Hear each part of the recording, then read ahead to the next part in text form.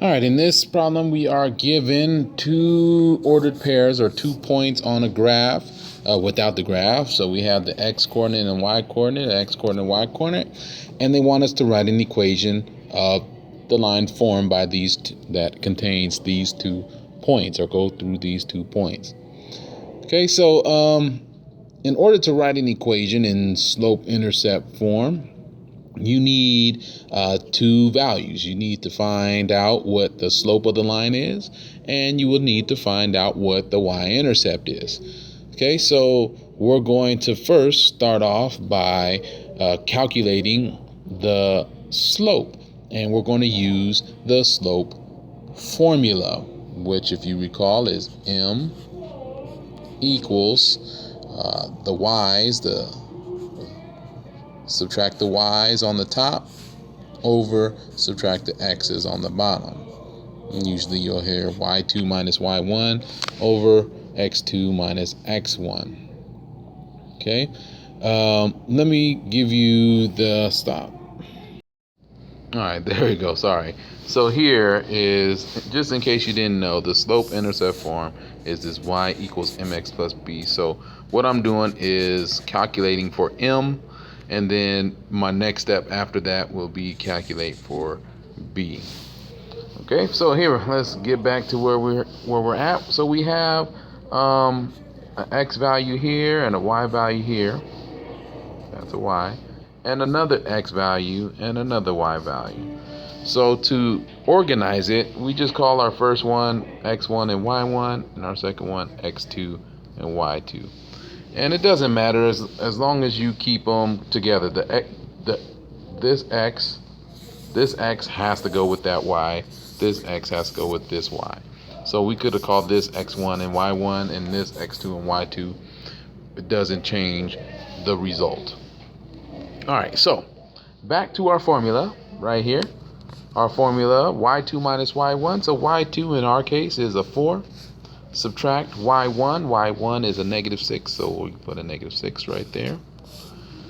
Put the division bar right there. x2 now. We need x2. x2 is 4.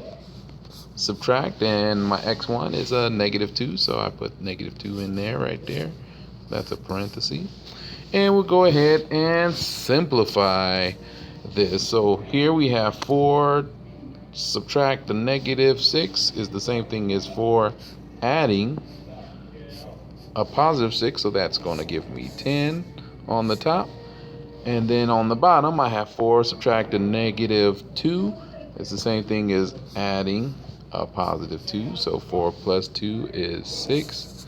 And I can simplify that a little further, dividing both numbers by 2, leaving me with a slope of 5/3. So this slope is 5/3. So I've found that first part. I have the slope now. Okay, now I'm going to use this information to help me find my y-intercept, the b value. And there's a couple ways we can do that. We can either use the point slope form or go directly into the slope-intercept form. And in this case, I'm going to go ahead and go right into the slope-intercept form. So here we go.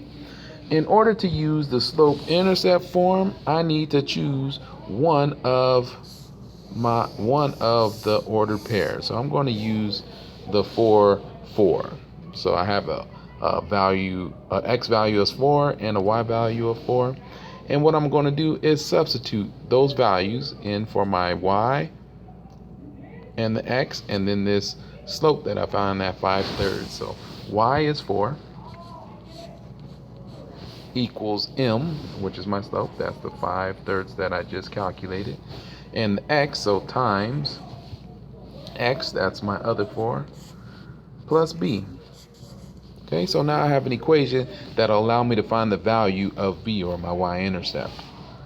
Okay, so I have to simplify first, so that means I'm going to multiply those numbers together. So I get, what do I get? I get 4 equals, and then 5/3 times 4, I just put a 1 underneath the 4, so that's 20. over 3 plus b. And now I need to solve for b, meaning I want the b, I want the b by itself. I have this 20 over 3. So to cancel that, I subtract by 20 over 3. And whatever I do to one side, I do to the other side. So here is where students get all crazy because it's like, oh my gosh, it is a fraction. I don't know how to do this. Well, in order to subtract fractions, you need to have a common denominator. So here I'm going to work it out on the side. So we need this 4 to have a denominator of 3. So that's going to give me a 12 over 3. Okay? All I did was multiply 4 times 3, and it was 4 over 1. So that's 12 over 3, right? This simplifies to 4. And I'm going to subtract 20 over 3 because they have to have the same denominator. So 12 take away 20.